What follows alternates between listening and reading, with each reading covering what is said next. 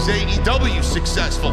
Why is Tony Khan running his promotion better than Vince McMahon and Bruce Pritchard are running Monday night and Friday night?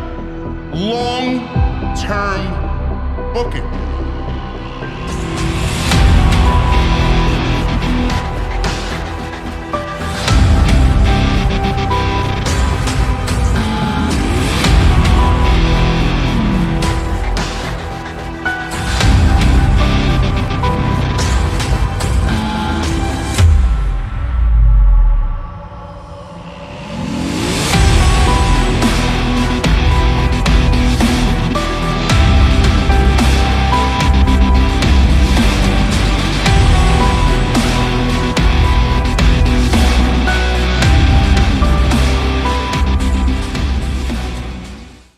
What is going on, guys? Thank you so very much for stopping by the channel today. I got a little bit of extra for you. It is March 30th, 2022.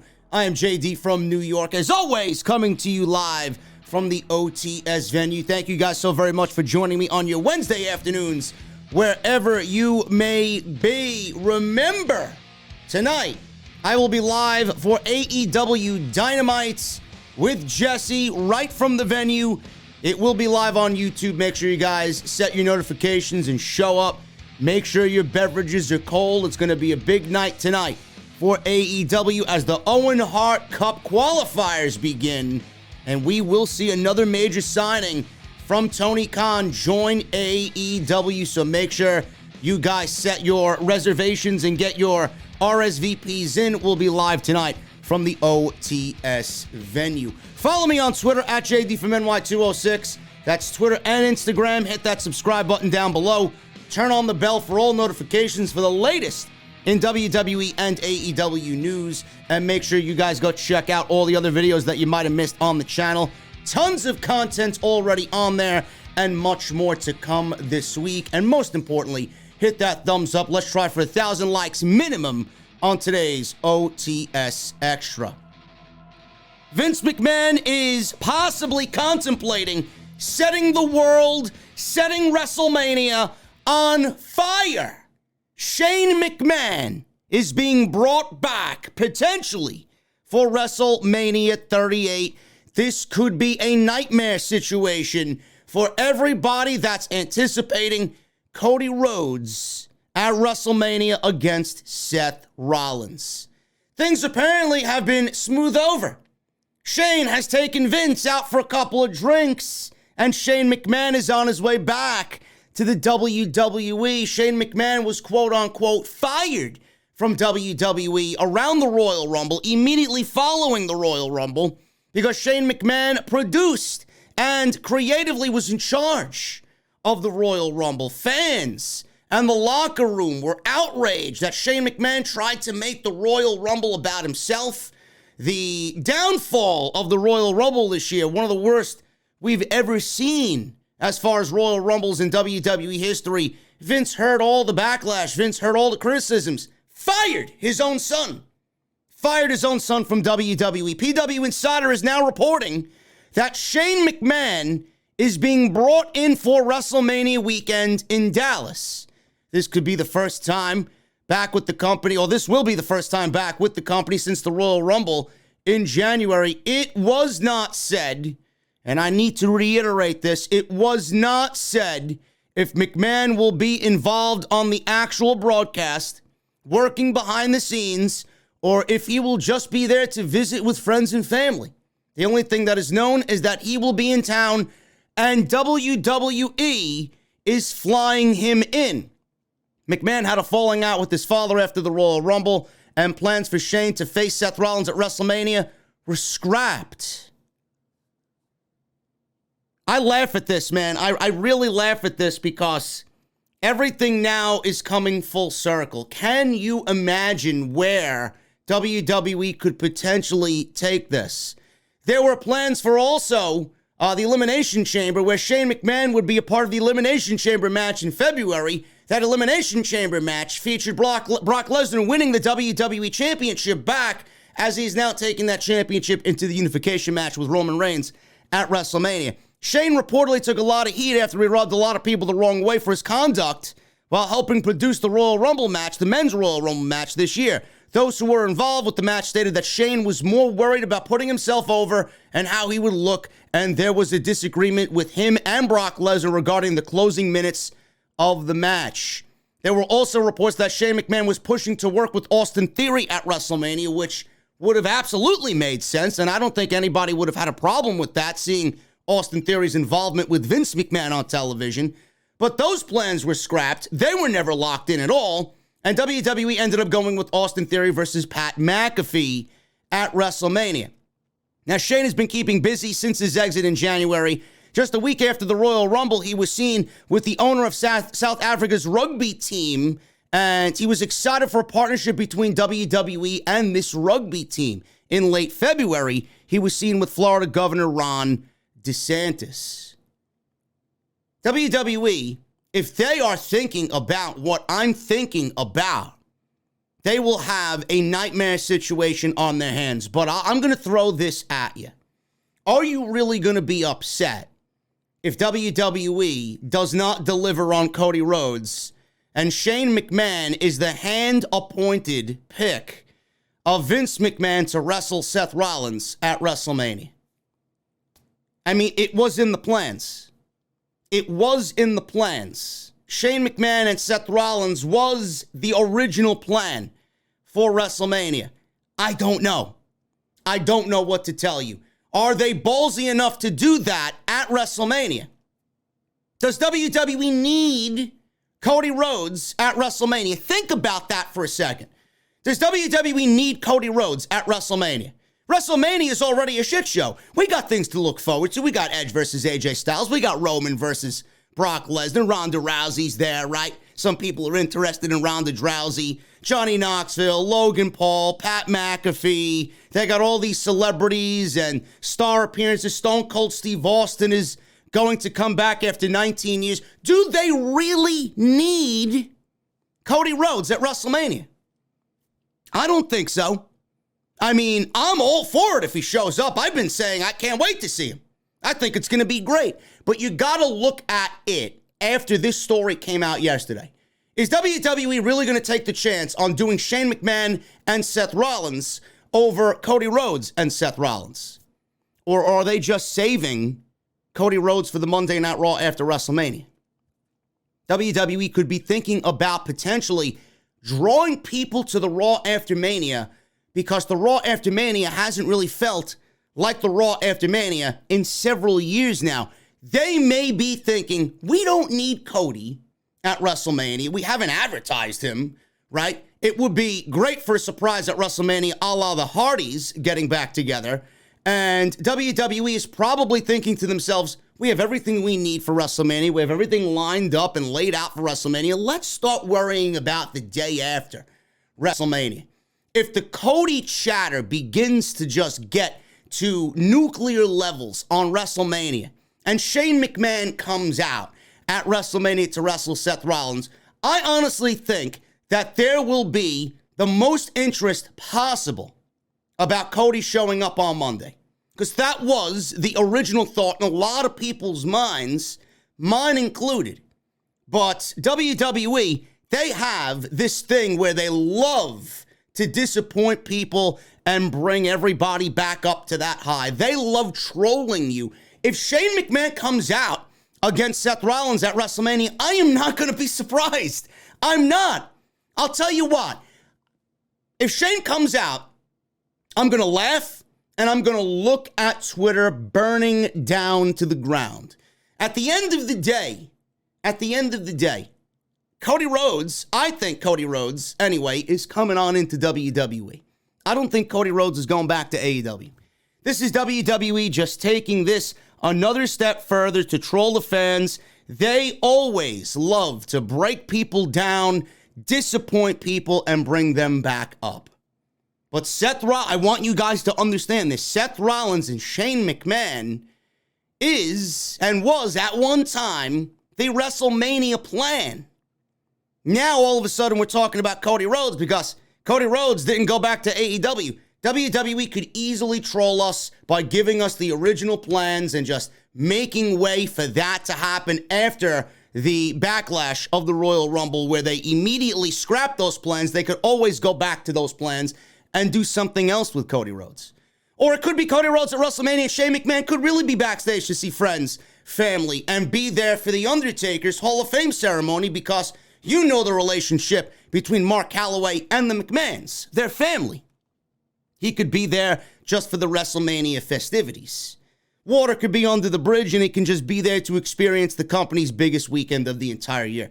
It may be nothing, but at the end of the day, it's getting you talking, isn't it? It's getting you talking. It's getting everybody excited about WrestleMania. What's Cody Rhodes doing? Oh my God, is WWE really going to do this? Shane could wrestle Seth Rollins and we could see Cody on Monday, or it could be Cody at WrestleMania and Shane could just be backstage for all the WrestleMania festivities. I wouldn't take this to be a groundbreaking situation, but I know everybody on social media is going to have a fucking stroke and a heart attack. I'm going to be sitting back with my fucking sunglasses on, and I'm going to be sipping my cold beverage, and I'm going to watch the world burn, man. Sometimes it's great to watch the world fucking burn. And that's what we may get at WrestleMania weekend with Shane McMahon coming back to the WWE. Speaking of WrestleMania, plans for Roman Reigns following WrestleMania. If you guys are wondering what Roman is going to be doing, he's going to be winning both the WWE and the Universal Championships at WrestleMania. He will be the unified World Heavyweight Champion. Ads are now out for some post-WrestleMania live events, and the matchups that have been announced for these post-WrestleMania shows may give you a glimpse into creative plans, at least for April. Drew McIntyre is slated to face Universal Champion Roman Reigns at the post-WrestleMania live events. One in Erie, Pennsylvania lists this as the main event, with Seth Rollins in a triple threat match. The April 17th show in Syracuse, New York also lists Reigns versus McIntyre. This was actually supposed to be scheduled for the live events in January leading to the Royal Rumble, but Drew McIntyre had a neck injury and those plans were scrapped. Also listed is Raw Women's Champion right now anyway, Becky Lynch versus Bianca Belair versus Rhea Ripley in a triple threat match. Belair could become the champion at WrestleMania after what we saw on Monday Night Raw with the haircutting incident. I don't really know if Bianca Belair should be considered the odds-on favorite going into WrestleMania right now. Becky Lynch could easily, after what we saw on Monday, and the hair being cut, her being beaten up and treated like a jobber, we could see Becky Lynch retain the title and then go on to defend the title against Rhea Ripley or a returning Asuka or Bayley. We don't know. Alexa Bliss is still out there as well. She was on Raw. We don't know what's going on with her. She's been off TV. So there is no shortage of opponents if WWE wants to come up with something for Becky Lynch to do, and they want to keep Becky Lynch in this heel role that she's in, which is terrible. But I don't think Bianca should be considered the odds-on favorite right now. On the SmackDown side, Aaliyah, she'll be gone before you know it. After WrestleMania, I believe she'll be a part of the budget cuts. Aaliyah is listed as the challenger for Charlotte. Oh, man, WWE is some comedians, man. Charlotte Flair versus Aaliyah, really? If SmackDown is going with that, my goodness, man, and you tell me that SmackDown doesn't need help? Jesus fucking Christ. Aaliyah versus Charlotte Flair. Ronda Rousey is going to be working a semi-regular schedule going forward because she is advertised for WrestleMania Backlash, Hell in a Cell, and Money in the Bank, which I have news on in just a little bit. And the following matches are advertised for the 423 show in Montgomery, Alabama. Bobby Lashley versus AJ Styles versus Seth Rollins, and Bianca Belair versus Rhea Ripley. So WWE is sending out these things. Normally they send out these things just for the arenas to promote whatever's going on. Card is always subject to change. But I do think out of all of these plans and these scheduled matches that appear to be happening post-WrestleMania, I think the one thing that we could really nail down as being a confirmation without it actually being official is Roman Reigns and Drew McIntyre for the WWE Universal Championship. WWE is taking TLC to Saudi Arabia. Now, TLC wasn't on the pay-per-view calendar last year. They omitted it, and I'm glad that they did. I wish that they would do the same thing with all the gimmick pay-per-views. But WWE is once again planning a trip to Saudi Arabia, making it 2 shows in 2022. The company is already 1 in for Saudi Arabia, as we saw the Elimination Chamber pay-per-view take place in Saudi Arabia. Brock Lesnar won the WWE Championship there. And a new report from the Wrestling Observer came out, and the plan is for WWE to return to Saudi Arabia in September of 2022. This report comes from the same source who correctly reported that WWE was planning to hold the Elimination Chamber in Saudi Arabia before it was properly announced by WWE. The source is reporting that the plan is that the show will be TLC, making it the first TLC show since 2020, as it wasn't on the 2021 calendar. The Observer also notes that a UK pay-per-view is still being planned for September, and that will be happening over Labor Day weekend. If all goes as scheduled here, it will be the 8th time that WWE has held a show in Saudi Arabia. With the amount of money the promotion earns for each show, it's likely that there will be many more WWE pay-per-views on the calendar that will take place in Saudi Arabia. Normally, we were getting Crown Jewel. Normally, we were getting Super Showdown. Looks like WWE is getting a little bit more comfortable by doing their staple pay-per-views, like a TLC, like an Elimination Chamber, in the Kingdom of Saudi Arabia. So if that is announced at some point, don't be surprised, as I do think WWE is definitely leaning towards that direction. Xavier Woods. Let's switch gears here. Xavier Woods.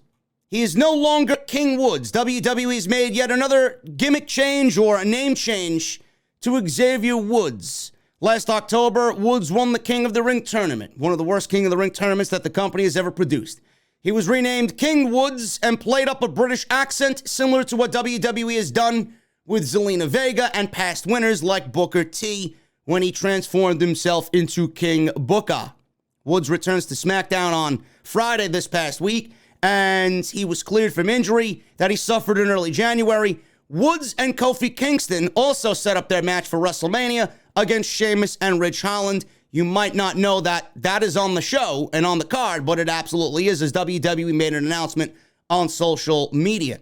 Ahead of the match this weekend, WWE's made a decision to drop the King moniker from his name, and he is now back to being just Xavier Woods. It's unclear why WWE made the name change, but it could simply be Vince McMahon deciding that he didn't like it, or he was better under his old name and his old persona.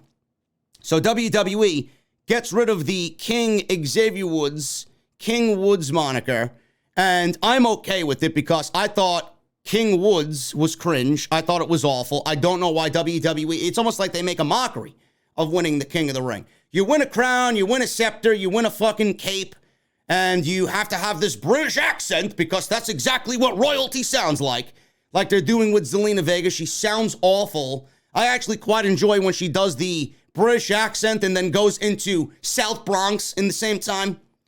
I don't know why WWE treats the King of the Ring as a joke. The King of the Ring doesn't need its winner to have a gimmick change or an attitude change or a moniker change. WWE needs to have the King of the Ring winner, both men and women. And after this past tournament, I don't want to see another women's King of the Ring tournament or Queen of the Ring tournament ever again. The winner of these tournaments should be number 1 contenders. That's it. You don't need to do anything else as far as their accents, their appearance, or their gimmicks. Number 1 contender for the WWE or Universal Championship, depending on who wins it on what brand. And the same thing for the women. It's not that difficult.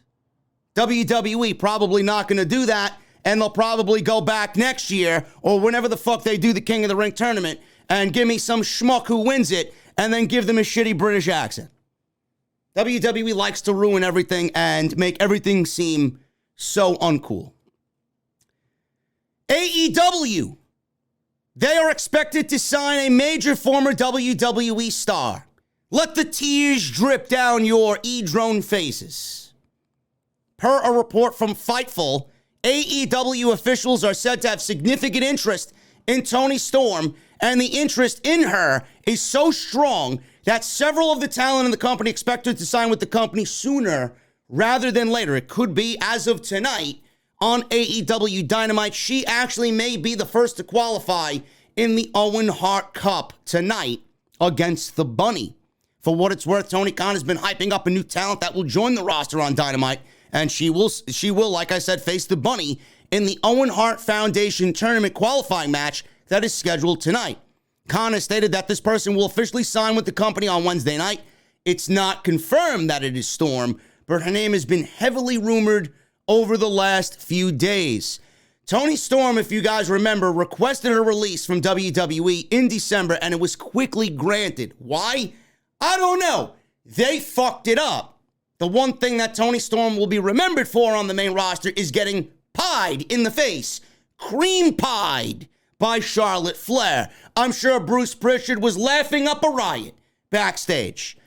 She reportedly flew herself home from a house show and has not said anything publicly about the reason for her release request, but she's been in the news as of late because she launched an OnlyFans account that blew up legitimately overnight. And no, Jesse, I am not a subscriber to Toni Storm's OnlyFans.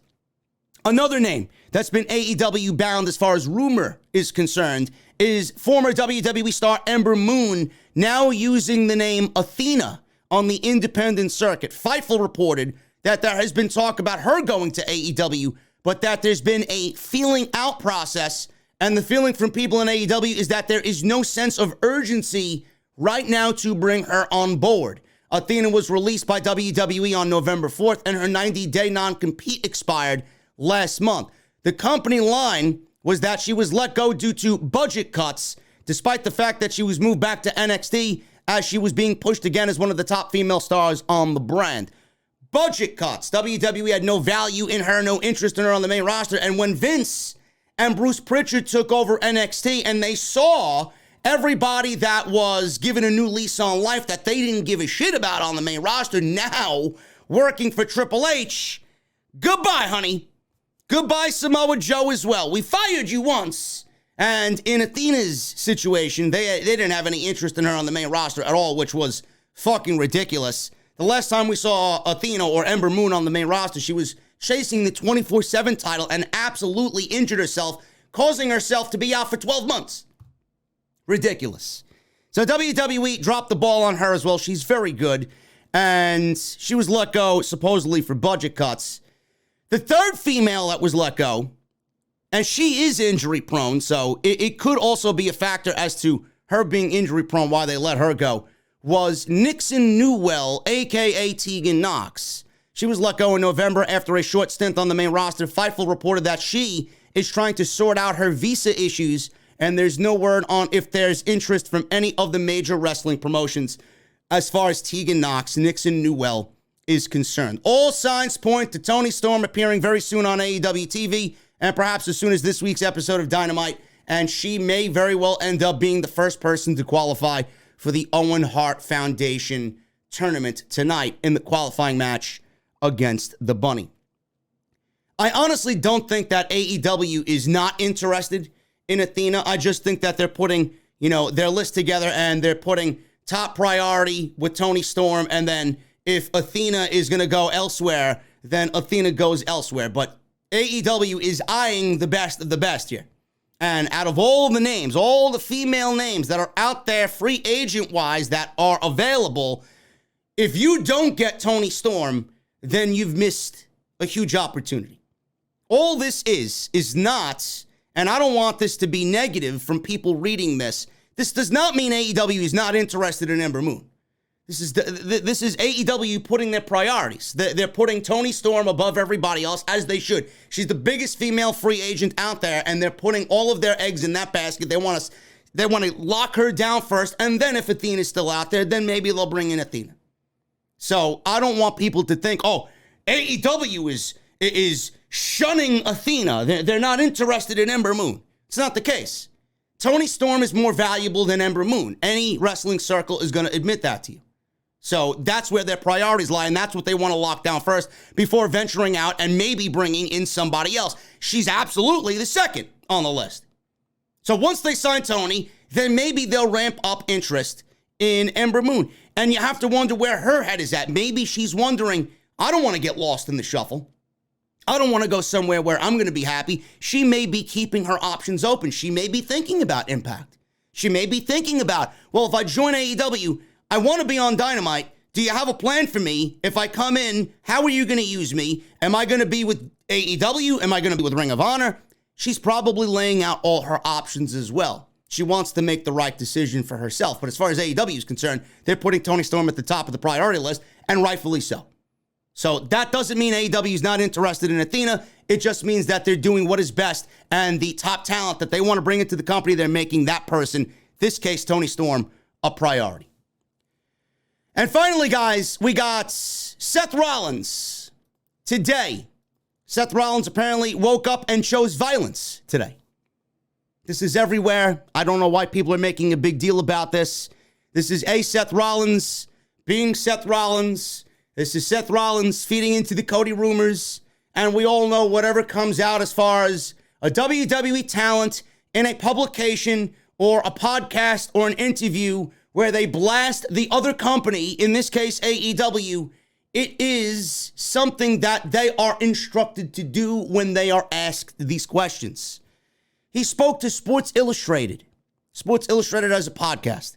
Rollins sat down with Sports Illustrated and said no one backstage mentioned anything to him about bringing up Jon Moxley's name when he was in that Roman Reigns one-off feud going into the Royal Rumble. And the reason he mentioned Jon Moxley's name in the build to the Roman Reigns match at the Royal Rumble was due to him being a part of their history. There have been some AEW stars who've mentioned WWE on television, such as CM Punk and MJF. And these guys, both Punk and MJF, Punk has every reason to mention WWE. MJF mentioned WWE because he's in a program with the one guy that fucking hates WWE, and it's fun to hear MJF rag on CM Punk for all his downfalls in WWE. So you got that going on. MJF is mentioning WWE as far as him starting a bidding war between WWE and AEW. He's got Bruce Pritchard on speed dial. He loves everything that Roman Reigns and NXT 2.0 is doing. He thinks Raw and SmackDown are fantastic. That's just the nature of his character. You don't really hear it too much. Cody used to mention it. I don't know who out there thinks AEW mentions WWE every fucking week. Eddie Kingston mentioned it on the feud, or in the feud rather, going into the match with Chris Jericho at the last pay-per-view at Revolution. So what? They used to work there. They have more history there than anything. Oh my goodness. How dare Chris Jericho or Eddie Kingston about Chris Jericho mention WWE? It's a part of their history. Why not? So there have been some AEW stars that have mentioned WWE on television. And he says this. Rollins says it's an easy way for AEW stars to get the attention that they want by mentioning WWE. Yeah, to me, it's one of those things where if it's very useful, it's fine. To me, the references you spoke of are two kinds of different things. I didn't use the reference to Mox to talk down to somebody. I wasn't trying to diminish anyone's accomplishments. It wasn't like that. He's part of our story. Roman wouldn't be the same if it wasn't for Moxley and I. The other side of the coin is that the way that it can be used by these guys. And look, they can do whatever they want. And I find it to be very tacky and lowbrow, personally. I think it looks and reeks of desperation.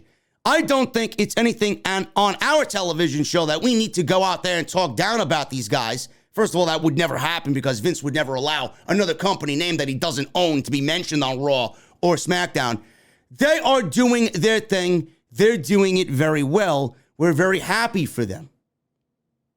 It should have ended there. The social media chatter and all the fucking e-drones and the neckbeards of AEW, the arguments should have stopped there. He just said that they're doing their thing, they're doing it well, and we're very happy for them.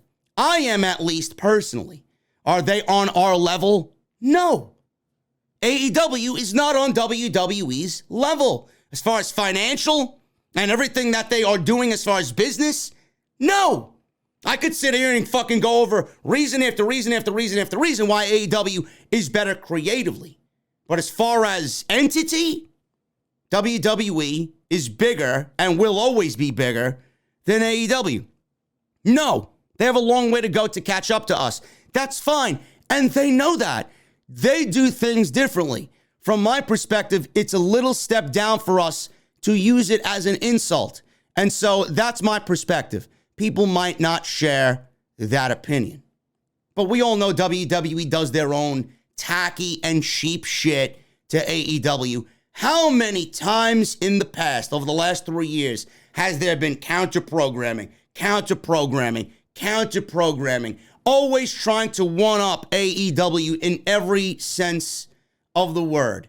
AEW mentions it as far as story and using it to those stories that, like we saw with Chris Jericho and Eddie Kingston, CM Punk, guys like Jericho and Punk who have been ingrained in a lot of their career with WWE. But as far as Seth Rollins is concerned, I don't really see why anybody should really be bringing any opinion or heat down on him. He didn't say anything wrong. But WWE should not be innocent in this case, as they do the different form of tackiness. They might not mention AEW on television, but their attitude and their, behind the scenes chatter and all this other shit, they know AEW exists, but they come off as if AEW isn't competition. They come off as if AEW isn't taking, ratings and money off of their table and making a dent in the wrestling world bigger sometimes than WWE. It happens. It's going to be a situation where you're going to have one side say something, you're going to have the other side say something, and then there's going to be chatter on social media. People are going to be arguing. If you love one company and you hate the other, fine. If you love both companies, fine. At the end of the day, I just want people to talk about pro wrestling. And I knew something like this was going to be brought up, but Moxley was being mentioned by Rollins, not because of him mentioning John. If he could have easily said Dean Ambrose. He could have easily said Dean Ambrose. He didn't have to mention Jon Moxley's name, but he mentioned Jon Moxley because that's who Jonathan Good is now. And I want you guys to think about that as well. He mentioned Moxley. He knows what Jonathan Good is doing right now, and it was also a sign of respect coming from Rollins to mention Jon Moxley and what Moxley is doing now, who Moxley is right now. He could have easily said Dean Ambrose, and nobody wants to remember Dean Ambrose. This is who we want to see Jonathan Good portray from this point on until the day he retires. We don't want to see him go back to Dean Ambrose. So I don't know why people are getting this story and making it a big deal. I wanted to talk about this today, and that's what Rollins said with the Sports Illustrated Media podcast today, right before he goes into night one of WrestleMania, whether that's against Cody or Shane McMahon or anybody else that Vince McMahon has an idea about. He was just doing his thing right before WrestleMania. Guys, I'm getting out of here. Hopefully you enjoyed this extra today. Let me know what you think down below, and I will be back tonight with AEW Dynamite live on YouTube, on Off the Script with Jesse. Big night. Will we see Toni Storm? And they also announced Jon Moxley versus Jay Lethal. As long as we get Jay Lethal on television, I'm good to go there. So that should be a great match. And they also announced CM Punk versus Max Caster. Can't wait to see the internet marks complain that CM Punk is in yet a nothing match again on Dynamite. But it all plays into the big story of Punk getting wins and getting into contention for the AEW World Championship. We'll talk about that tonight on AEW Dynamite's post show right here on Off the Script. Guys, hit that thumbs up. I'll see you tonight for Dynamite. Enjoy Tuesdays, and I will see you all later tonight in the venue for AEW Dynamite.